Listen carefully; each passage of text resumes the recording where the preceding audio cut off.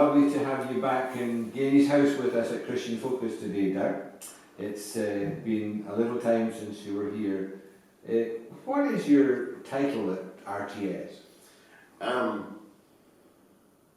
Professor of Systematic Theology Emeritus at Reformed Theological Seminary, Charlotte.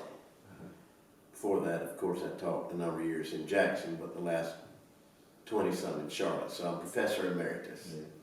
Well, it's lovely to have this little time together, and I hope some of those who are listening in will benefit from it. I have certainly benefited from all of your writings over many years. The first book we did with you was this one, If God Already Knows, Why Pray?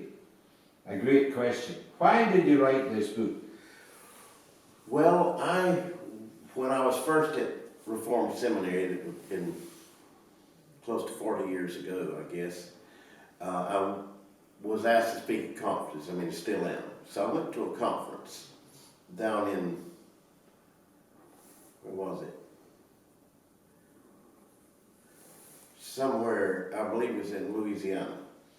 And a good church, and the minister's wife, a very fine woman, was the headmistress of the Christian school and so forth. So I preached the opening night on prayer. And I made the remark, I think a church is missing out a great deal if they don't have a weekly prayer meeting. And I think that kind of struck her wrong, although she is very perfectly respectful. So she was waiting for me at the end of the service, and she said, I bet you didn't know we didn't have a prayer meeting, or you wouldn't have said what you did. I said, to the contrary, if I'd known, I'd have said more. And I was laughing at her, and we were friends, and to prove it, they asked me back the next year. But anyway, she said, well, now you've all this about prayer, but this is a Reformed Calvinistic church, and we heard you were a big Calvinist, so why are you talking about prayer? Because we teach with the confession of faith that God has a plan that's going to work out. I don't remember exactly how I answered. It was a friendly interchange, not hostile. I said, well, you don't use one part of Scripture to undercut the other part. Yes, God has a plan. He knows the end from the beginning. It's going to work. The book of Revelation is written. There's no question about it. But he has said, seek ye my face. Yeah. And he's taught us that the blessings of the kingdom are given in answer to the prayers of the saints.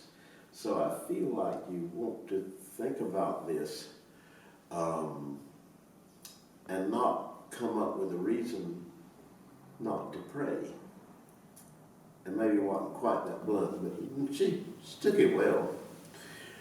So when I got back to the seminary, I started thinking, and I had been to 2 other conferences, and I always asked the pastor or the person running the conference to give the people a chance to ask me questions, because I'm used to that as a professor.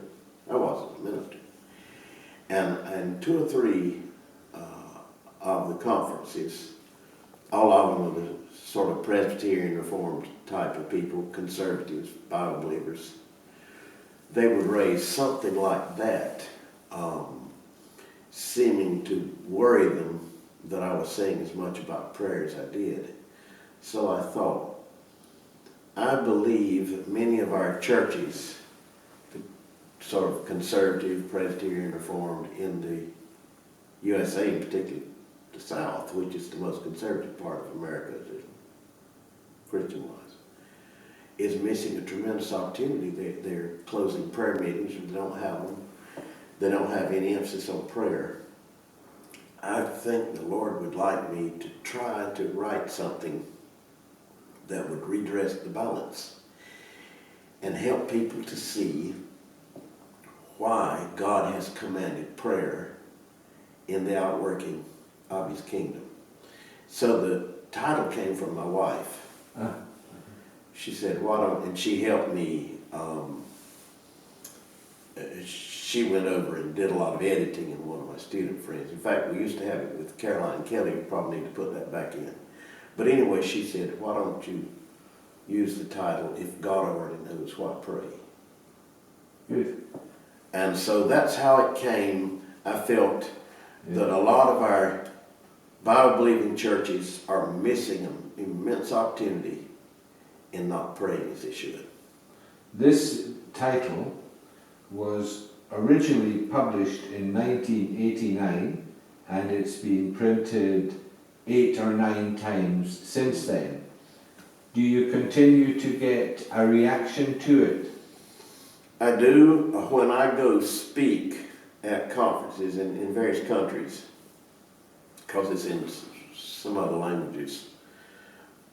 Inevitably people will come up and speak to me about the book. Probably that book about prayer and the one on creation, I get more reaction than any other books I've done. Well, for those of you who might be listening in to our little chat, I would thoroughly commend this book. Having read it myself on more than one occasion, and my wife has read it several times, If God Already Knows Why Pray answers that question most effectively and is a stimulus and encouragement to us to cast our care upon the Lord.